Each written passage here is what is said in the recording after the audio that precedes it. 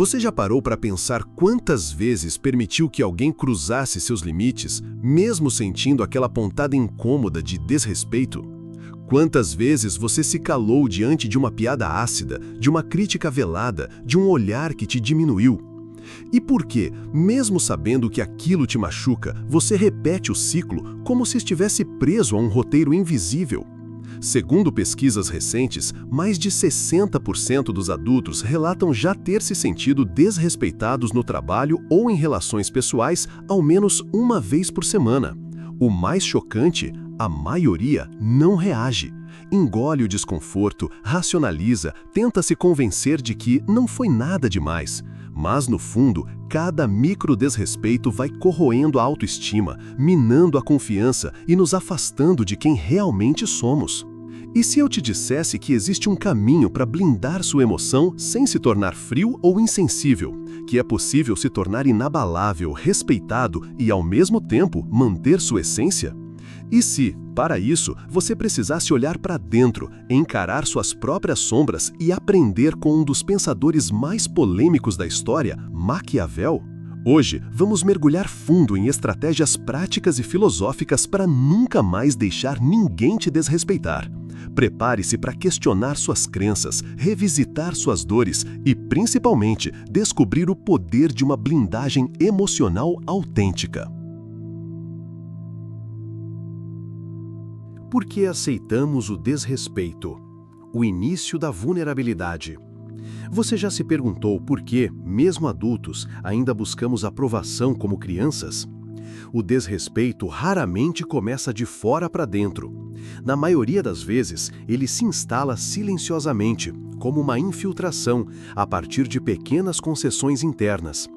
Jung dizia: aquilo que negamos em nós mesmos nos controla de fora. Mas por que negamos nosso valor? Por que aceitamos migalhas de respeito? Imagine uma situação cotidiana. Você está em uma reunião, expõe uma ideia e alguém a ridiculariza. Você sente o rosto esquentar, o coração acelerar. Em vez de se posicionar, sorri amarelo, faz uma piada de si mesmo e o assunto morre ali. O que aconteceu? O medo da rejeição falou mais alto que o desejo de respeito. Esse padrão tem raízes profundas. Muitas vezes vem da infância, quando aprendemos que agradar era mais seguro do que confrontar. Ou talvez de experiências traumáticas, onde o silêncio foi a única defesa possível. Gabor Maté, especialista em traumas, aponta: o preço da aceitação é frequentemente a autonegação. E, sem perceber, vamos nos tornando especialistas em engolir sapos, até que o estômago da alma se revire. Mas há também um componente cultural. Em sociedades que valorizam a harmonia superficial, o confronto é visto como agressividade. Quantas vezes você já ouviu: deixa pra lá, não vale a pena brigar por isso? O problema é que, ao deixar pra lá, deixamos pedaços de nós mesmos pelo caminho. E se, ao invés de buscar aceitação a qualquer custo, começássemos a perguntar: o que estou perdendo ao me calar? Ou ainda: de quem é a voz que ecoa dentro de mim dizendo que não devo incomodar? Essas perguntas abrem portas para um autoconhecimento mais profundo, onde o respeito próprio deixa de ser luxo e passa a ser necessidade. A vulnerabilidade, quando não reconhecida, se transforma em brecha, e toda brecha é um convite ao desrespeito, seja de colegas, familiares ou até de desconhecidos. O primeiro passo para blindar sua emoção é identificar onde, quando e por que você se permite ser vulnerável ao desrespeito. Qual foi a última vez que você se calou quando queria se posicionar? O que te impediu? E, principalmente, o que isso te custou? O mecanismo da blindagem emocional. Blindar-se emocionalmente não é sinônimo de se tornar insensível ou frio. É antes um exercício de lucidez diante das dinâmicas de poder que atravessam todas as relações humanas. Nicolau Maquiavel, em O Príncipe, é frequentemente lembrado por frases como "os fins justificam os meios", mas poucos se debruçam sobre a verdadeira essência de sua obra, a observação crua da natureza humana e dos jogos de influência. Maquiavel não era apenas um estrategista político, era um psicólogo avant la lettre. Ele percebeu que em qualquer ambiente, seja na corte renascentista ou nas redes sociais de hoje, o respeito raramente é concedido gratuitamente. É preciso entender as regras não ditas que regem o comportamento humano. Segundo ele, os homens esquecem mais rapidamente a morte do pai do que a perda do patrimônio. O que isso revela? Que somos guiados por interesses, inseguranças e, muitas vezes, por uma necessidade quase desesperada de validação. Quando alguém nos desrespeita, há um jogo de forças invisível em ação. Maquiavel nos alertaria: se você não impõe limites, o outro testará até onde pode ir. Não se trata de paranoia, mas de maturidade. O respeito para Maquiavel nasce da clareza de posição e da firmeza de atitude. Ele defendia que o governante, e aqui podemos pensar em cada um como governante de si, deve ser, ao mesmo tempo, amado e temido. Traduzindo para o cotidiano, é possível ser gentil sem ser permissivo, acolhedor sem ser submisso. Jung, por sua vez, amplia essa discussão ao mostrar que, muitas vezes, nossa dificuldade em impor limites está enraizada em conteúdos inconscientes. Traumas, medos de rejeição, padrões herdados. O desrespeito externo, então, ecoa um desrespeito interno, uma falta de reconhecimento do próprio valor. Vamos a um exemplo prático. Imagine uma reunião de trabalho em que sua ideia é ignorada. Você sente raiva, mas engole seco. Maquiavel diria: você acabou de ensinar ao grupo que pode ser ignorado sem consequências. Jung perguntaria: o que em você acredita que merece ser ignorado?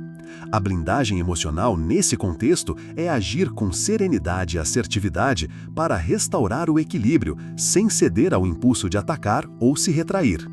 Em que momentos você percebe que está sendo testado nos seus limites? O que acontece quando você escolhe o silêncio ao invés da firmeza? E se, ao invés de temer o conflito, você o encarasse como um convite ao autoconhecimento? Blindar-se, afinal, é assumir o comando da própria narrativa. É ser, ao mesmo tempo, príncipe e alquimista de si. O papel da persona, quando o medo de desagradar vira prisão. Imagine viver em uma corte renascentista, onde cada palavra pode ser usada contra você, onde a simpatia é moeda de troca e a sinceridade um risco calculado. Maquiavel, ao escrever O Príncipe, não estava apenas oferecendo conselhos para governantes, mas também revelando um retrato cru da natureza humana.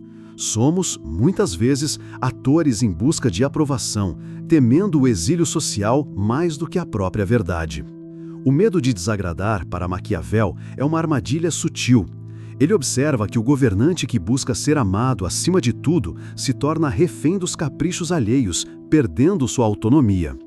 E, se transportarmos isso para a vida cotidiana, quantas vezes não nos tornamos reféns do desejo de agradar?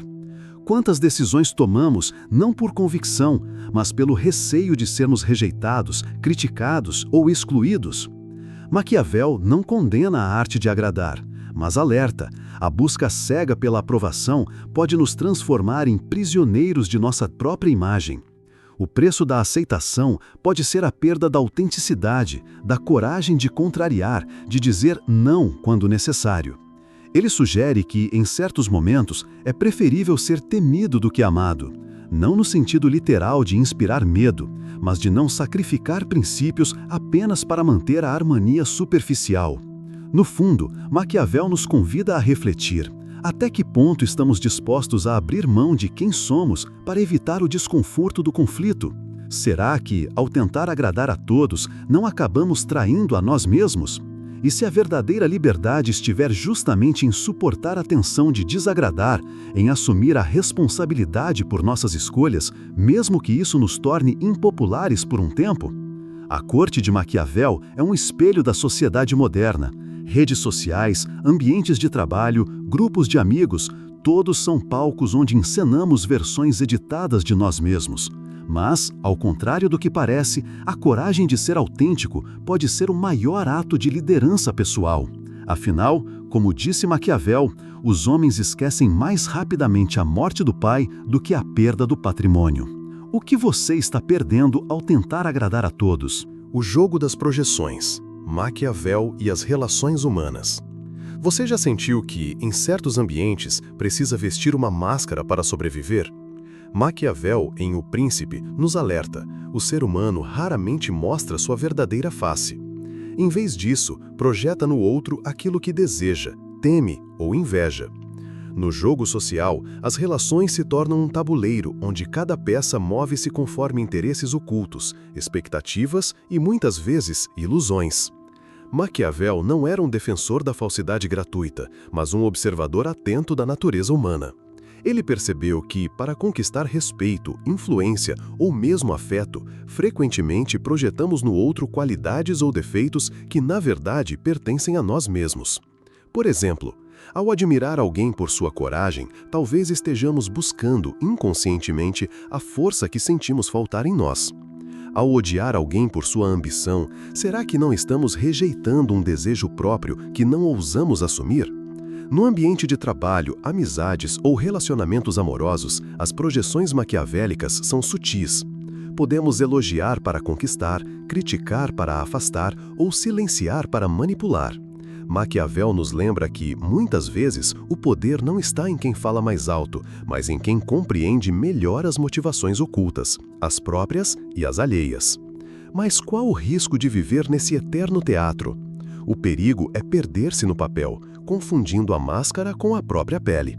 Quando projetamos demais, deixamos de enxergar o outro como é e passamos a viver em um mundo de sombras, onde a autenticidade se dissolve. Você já se perguntou: quantas das suas relações são baseadas em quem você realmente é e quantas são apenas reflexo das máscaras que você e o outro decidiram vestir? Maquiavel nos provoca a olhar para além das aparências e a reconhecer o jogo das projeções, não para condená-lo, mas para jogar com mais consciência. Vamos dar um exemplo. Imagine um ambiente de trabalho competitivo, onde todos buscam reconhecimento e ascensão. João, recém-promovido a gerente, percebe que precisa conquistar a confiança de sua equipe e, ao mesmo tempo, mostrar resultados para a diretoria. Ele sente que não pode demonstrar dúvidas ou inseguranças, pois teme perder autoridade. Então, adota uma postura mais rígida, fala com mais firmeza e evita expor suas vulnerabilidades. Nesse cenário, os colegas projetam em João a imagem do chefe implacável, mesmo que por dentro ele esteja cheio de dúvidas. Alguns passam a bajulá-lo, outros a evitá-lo, e há quem tente minar sua liderança pelas costas. João, por sua vez, começa a desconfiar de todos, acreditando que ninguém é realmente leal. Afinal, como Maquiavel sugere, a lealdade muitas vezes é movida pelo interesse. O resultado? Uma rede de relações baseadas em aparências, onde cada um veste a máscara que acredita ser mais vantajosa para sobreviver ou prosperar. O ambiente se torna um tabuleiro de xadrez, onde as peças se movem não só pelo que são, mas pelo que aparentam ser. Transformando o sofrimento em autenticidade. Você já parou para pensar como o sofrimento pode ser uma ferramenta de transformação e não apenas um fardo a ser suportado? Maquiavel, embora muitas vezes lembrado por sua frieza estratégica, compreendia profundamente a natureza humana e o papel do sofrimento na formação do caráter. Para ele, as adversidades não eram obstáculos a serem evitados, mas oportunidades para testar e fortalecer a própria vontade. No universo maquiavélico, o sofrimento não é um castigo, mas um campo de treinamento.